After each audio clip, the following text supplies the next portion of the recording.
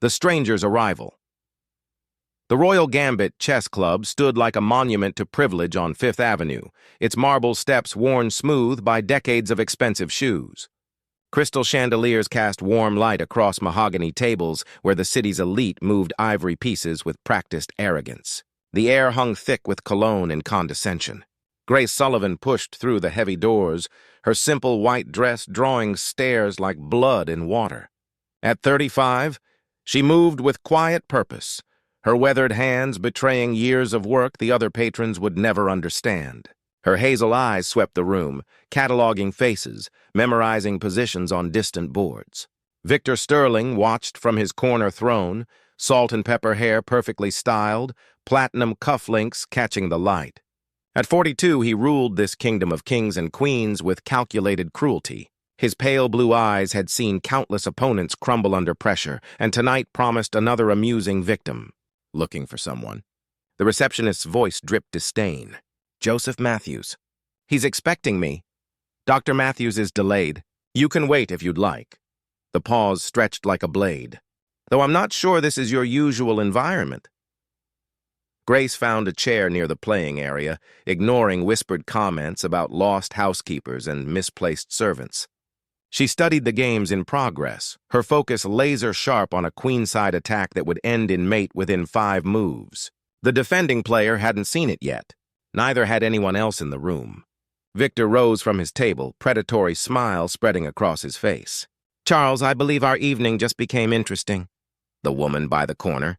Victor, surely you're not serious. Deadly serious. His footsteps echoed across polished marble as conversations hushed around him. When was the last time we had fresh entertainment? Grace remained absorbed in the nearby match, calculating variations in her head with mechanical precision. The defending player moved his rook to safety, completely missing the knight fork that would follow. Amateur mistake. Enjoying the view? Victor's voice cut through her concentration like steel through silk. She looked up, expression unreadable.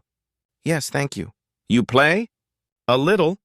Victor's laugh was sharp as breaking glass. A little. How wonderfully modest. He gestured to an empty board nearby, his audience gathering like vultures sensing carrion. Perhaps you'd honor us with a demonstration of this little knowledge? Grace stood slowly, her movements fluid despite the weight of every stare in the room. I suppose one game wouldn't hurt. As they took their positions, Victor's smile widened. He'd broken stronger players than this simple woman in her discount dress. But when Grace's fingers first touched her king's pawn, something in her posture shifted. Her shoulders squared, her breathing deepened. And for the first time in years, Victor Sterling felt the cold whisper of uncertainty. Shall we begin? Grace asked, her voice carrying an edge that hadn't been there before. Victor reached for his pawn, confidence intact. He had no way of knowing that the woman across from him had once been called the most promising chess prodigy of her generation, or that she'd spent the last 15 years planning this exact moment. The first move. White pieces gleamed under chandelier light as Victor made his opening move, a standard king's pawn advance executed with theatrical flair. The crowd pressed closer, smartphones emerging like modern-day Roman thumbs ready to record another public execution. Grace responded without hesitation.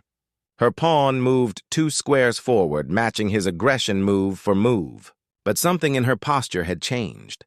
The nervous woman who'd entered 20 minutes ago was gone, replaced by someone else entirely. Confident opening, Victor observed, developing his knight with casual precision. Tell me, what brings you to our little sanctuary? Nostalgia. Grace's bishop swept across the diagonal, claiming territory with surgical accuracy. I used to know someone who played here. The lie came easily, practiced over years of imagining this conversation. She'd never set foot in this place before tonight, but she'd studied every game played here, every humiliation Victor had orchestrated for his twisted entertainment. Victor's knight jumped forward, beginning a familiar pattern. He'd used this same setup to destroy 17 opponents this month alone. Anyone I might know? Marcus Chen. The name dropped like a stone into still water. He was 15 when he came here. Brilliant boy. Scholarship kid from Chinatown. Victor's hand froze halfway to his queen. Around them, the murmur of conversation died. Charles Westwood stepped closer, his face pale. "Marcus Chen," Victor repeated slowly. "That was a long time ago." "Not long enough." Grace's queen emerged from the back rank, sliding into position like a blade finding its sheath. "You remember him then?" The memory blazed across Victor's features before he could hide it. Marcus Chen, the Chinese-American prodigy who'd dared challenge the established order, who'd won 3 straight games before Victor had systematically destroyed not just his position on the board, but his reputation, his scholarship, his future. "Tragic story," Victor said, his voice carefully neutral. "So much potential wasted." Grace's laugh was soft as breaking glass. "Wasted or stolen? I don't follow." But Victor's next move came slower, less certain. Grace had positioned her pieces with the precision of someone who understood not just tactics, but strategy that spanned years rather than moves. "Marcus was my brother." The words hung in the air like smoke from a funeral pyre. Half-brother, to be exact. Different fathers, same brilliant mind. The crowd shifted uneasily. Several members exchanged glances, remembering whispered stories about the young player who'd left the chess world abruptly after one particularly brutal encounter with their champion. "Your brother had talent," Victor admitted, castle kingside with mechanical efficiency. But he lacked the temperament for serious competition. "He had the temperament until you broke it." Grace's rook swung into the center of the board, occupying a square that suddenly commanded half the battlefield. "Until you made him believe he was nothing more than an outsider who didn't belong." Victor studied the position with growing unease. Her pieces weren't just developed, they were coordinated with a harmony that spoke of deeper understanding. This wasn't a casual player stumbling through opening theory. "Chess is a cruel game," he said finally. "It reveals weakness ruthlessly." "Yes," Grace agreed, her eyes meeting his across 64 squares of possibility. "It does." She moved her knight, and suddenly Victor's comfortable position began to crack. Not obviously, not dramatically, but with the slow inevitability of water finding weakness in stone. "Who did you say you were again?" Victor asked, sweat beginning to bead on his forehead despite the club's perfect climate control. Grace smiled for the first time since entering the room. It transformed her face completely, revealing the sharp intelligence she'd kept hidden behind a mask of simplicity. "I'm Grace Sullivan. I used to play a little chess myself." Victor's research into the name would have to wait. Right now, his king was starting to feel decidedly unsafe. The queen's fury. The crowd pressed closer as Grace's pieces danced across the board with lethal precision. What had begun as entertainment was transforming into something far more dangerous. Victor's famous composure cracked like ice in spring, revealing the man beneath the manufactured superiority. "Sullivan." His voice was barely audible as recognition dawned. "Grace Sullivan, the New York junior champion who disappeared." "Disappeared?" Grace's bishop sliced across the diagonal, forcing his king toward the center. I walked away. There's a difference. But why? The question escaped before Victor could stop it. Around them, silence stretched like a held breath. "You had everything.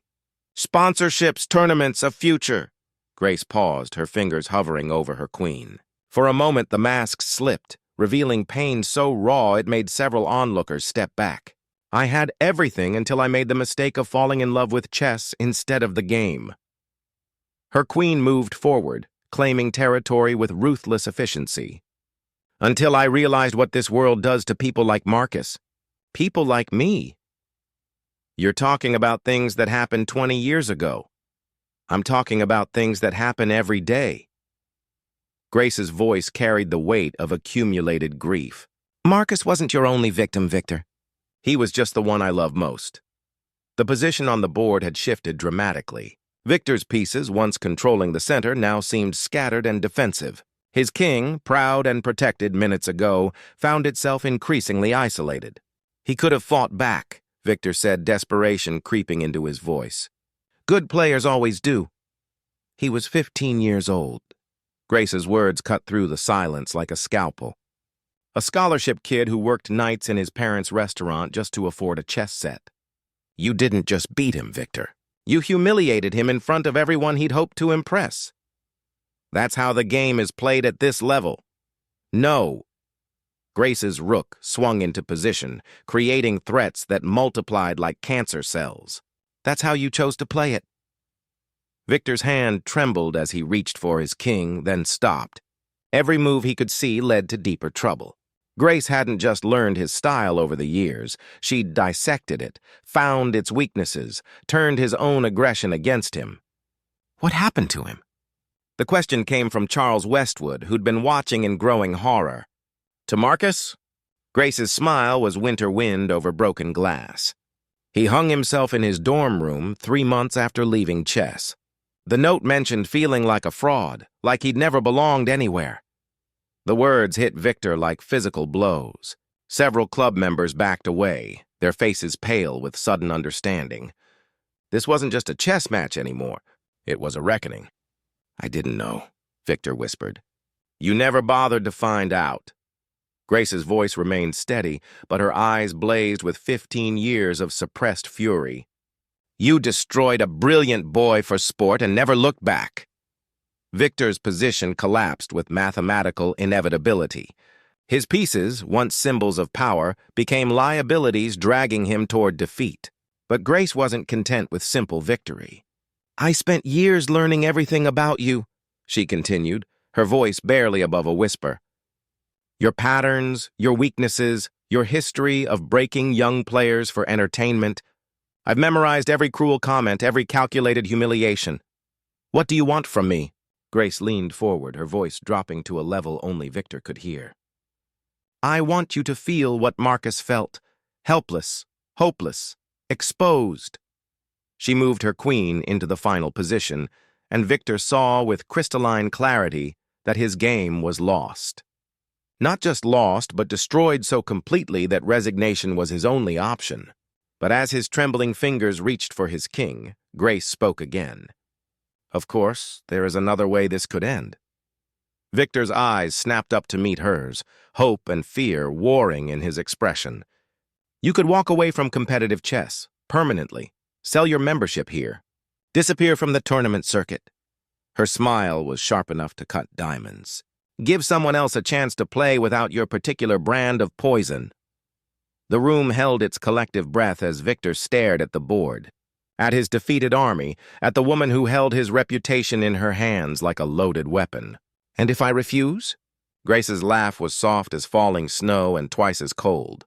Then tomorrow morning, every chess publication in the country will receive a very detailed account of tonight's game, along with a comprehensive history of your treatment of young players over the years. Victor's world narrowed to the space between heartbeats. Everything he'd built, every victory he'd claimed, every moment of superiority he'd savored, balanced on the edge of a blade held by a woman in a simple white dress. Choose quickly, Grace said, her hand moving toward her phone. My deadline is midnight. The king's betrayal Victor's king toppled with the soft whisper of carved ivory against mahogany. The sound echoed through the Royal Gambit like a death knell, and with it, 20 years of unchallenged supremacy crumbled to dust. I resign, Victor whispered. The words scraping his throat raw, the crowd erupted in stunned murmurs, phones capturing the moment from every angle. Victor Sterling, the untouchable champion, had been systematically destroyed by a woman nobody had heard of an hour ago. Grace rose from her chair with fluid grace, her expression unreadable. Thank you for the game. But as she turned to leave, Victor's voice stopped her cold. Wait. He stood on unsteady legs, his face gray as winter ash. You got what you came for. Marcus is avenged. Can't that be enough? Grace paused, her back still turned. Enough? I'll step down, quietly. No scandal, no public humiliation. Just a graceful exit from competitive chess. His voice carried the desperation of a drowning man. But destroying me publicly won't bring your brother back. No, Grace agreed, finally turning to face him. But it might prevent the next Marcus from hanging himself in a dorm room. The room fell silent as the implications sank in. This wasn't just about revenge anymore. It was about justice for victims who would never have a voice. You don't understand, Victor said, his voice breaking. This place, these people, they're all I have. Take that away and I'm nothing. For the first time since revealing her identity, something flickered in Grace's eyes. Not sympathy exactly, but recognition of shared pain. Nothing, she repeated softly. That's exactly what you made Marcus feel. Charles Westwood stepped forward, his face flushed with anger and embarrassment. This has gone far enough. Victor, you don't have to negotiate with this woman. Security can escort her out. Security? Grace laughed, the sound sharp enough to cut glass. Call them. Call the police while you're at it. I'd love to explain to the press why the Royal Gambit's elite are so afraid of one woman in a simple dress. You're blackmailing him? Charles spat. I'm offering him a choice, Grace corrected. The same choice he never gave Marcus. Victor sank back into his chair, defeat written in every line of his body. What do you really want? Money? A public apology? Name your price? I want you to remember. Grace's voice dropped to barely above a whisper. Every time you look at a chessboard, every time you see a young player struggling to find their place, I want you to remember Marcus Chen. I want his face to haunt every game you never play. She reached into her purse and pulled out a faded photograph, placing it gently on the board between his scattered pieces. A teenage boy with dark hair and intelligent eyes smiled up from the image, a chess trophy gleaming in his hands. He loved this game more than breathing, Grace said, her voice thick with emotion. And you killed that love as surely as if you'd put the rope around his neck yourself. Victor stared at the photograph, his hands trembling. I remember him. He had real talent. He had more than talent. He had joy, pure, innocent joy in the beauty of chess. Tears ran freely down Grace's cheeks now, 15 years of suppressed grief finally breaking through. You took that from him. You took everything. Grace. Victor's voice was barely audible. I'm sorry. God help me, I'm so sorry. The apology hung between them like a bridge neither was quite ready to cross. Around them, the club's elite shifted uncomfortably, witnessing a reckoning none of them had expected. Sorry doesn't bring him back, Grace said finally. No, but maybe... Victor's voice gained strength as an idea took shape. Maybe it could help others like him. What are you talking about? Victor stood slowly, reaching into his jacket. For a moment, Grace tensed, but he only withdrew a checkbook. The Marcus Chen Memorial Fund, he said, his pen moving across the paper. For young players who need support, encouragement, a place where talent matters more than pedigree. He tore off the check and placed it beside Marcus's photograph. Grace stared at the figure written there. A sum that would fund scholarships for decades. Blood money, she whispered. Maybe, but money that could keep other boys like Marcus alive. Victor met her eyes, directly for the first time since the game began. I can't undo what I did, but I can try to make sure it never happens again. Grace picked up the check with trembling fingers. The number swam before her eyes as the weight of choice settled on her shoulders. This doesn't absolve you, she said finally. I know. And you still leave competitive chess. Tonight? I know. Grace folded the check carefully, then looked up at the crowd of faces surrounding them. Rich, powerful people who had watched 15 years of cruelty without raising a voice in protest.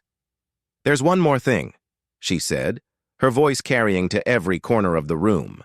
I want the membership list. The final gambit. The membership list? Charles Westwood stepped forward, his face purple with indignation. Absolutely not. You can't seriously expect us to hand over private information to a stranger who walks in off the street. Grace turned to face the crowd, her eyes scanning the sea of uncomfortable faces. A stranger? I'm the sister of a boy you all watched be systematically destroyed for entertainment. That makes me family. This is extortion, someone called from the back. This is justice, Grace replied, her voice carrying the weight of accumulated years. How many other young players have suffered in silence because you all decided Victor's cruelty was just part of the game? Silence stretched like a held breath. Grace reached for her phone, her thumb hovering over the contact for the New York Times chess correspondent. Wait, the voice came from an unexpected source. Victor Sterling himself, rising from his chair like a man walking to his execution. Give her what she wants. Victor, you can't be serious, Charles protested. Dead serious. Victor's eyes never left Grace's face. She's right. We all watched. We all stayed silent. Maybe it's time that changed. The club manager, a nervous man in his 60s, stepped forward with obvious reluctance. Mr. Sterling, I can't authorize releasing confidential member information without board approval. Then call an emergency meeting, Victor said. Right now. Every board member in this room, full vote. All in favor of releasing the membership list to Grace Sullivan for the establishment of the Marcus Chen Memorial Fund, raise your hand. The room erupted in heated whispers and angry exchanges. But slowly, grudgingly, hands began to rise. Not all of them, but enough. Motion carried, Victor announced. Get her the list. Grace watched the proceedings with a mixture of satisfaction and hollow victory. This was what she'd dreamed of for 15 years, but now that it was happening, she felt strangely empty. 20 minutes later, she stood outside the Royal Gambit Chess Club, a USB drive containing 500 names burning like fire in her pocket. The December air cut through her simple dress, but she barely felt the cold. Grace! She turned to find Victor Sterling on the steps behind her, his expensive coat draped over his arm like a discarded crown. Thank you, he said simply. For destroying your life? For giving me a chance to build a better one. He descended the steps slowly, each footfall echoing off marble. I've spent 20 years being the villain in other people's stories. Maybe it's time I tried being something else. Grace studied his face in the harsh streetlight. The arrogance was gone, replaced by something she couldn't quite identify. Regret? Hope? The possibility of redemption? The fun, she said finally. It has to be real. Not just a tax write-off or a public relations stunt. It will be. I'll make sure of it. Victor paused at the bottom of the steps. Will you help me? You understand what these kids need better than anyone. The question hung between them like a chess piece hovering above the board, full of potential and danger in equal measure. I'll consider it, Grace said after a long moment. But I have conditions. Name them. Every scholarship recipient gets a mentor who actually cares about their well-being, not just their rating. Every tournament we sponsor has zero tolerance for bullying or intimidation. And every dollar gets tracked publicly, so everyone knows exactly where the money goes. Victor nodded. Done. They stood in silence for a moment, two former enemies united by the ghost of a boy who'd loved chess more than life itself.